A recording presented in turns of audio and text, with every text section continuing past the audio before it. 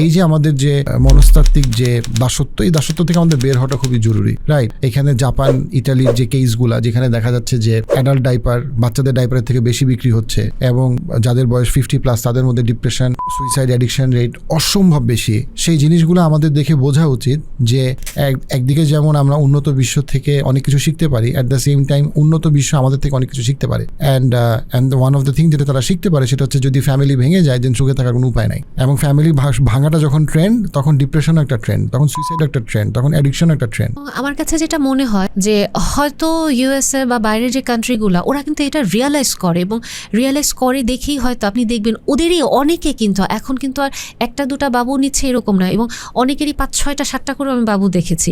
মানে ইভেন আমি যখন মাস্টার্স করছিলাম, আমার যারা হচ্ছে ক্লাসমেট ছিল, মানে আমি ওনাদের মেয়ের বয়সী, কিন্তু ওনারা আলহামদুলিল্লাহ ওনাদের মানে 5-6 জন 7 জন করে বাবু, এবং ওনারা সুন্দর করে ওদের গল্প করছে, এবং প্রাউড মা বা প্রাউড বাবা। আমার দেখেও খুব ভালো লাগছিল। সেই জায়গায় আমরা এখন বলছি 2টি হলে চলে, একটা হলে বেশি ভালো, না থাকলে তো আরও বেশি ভালো।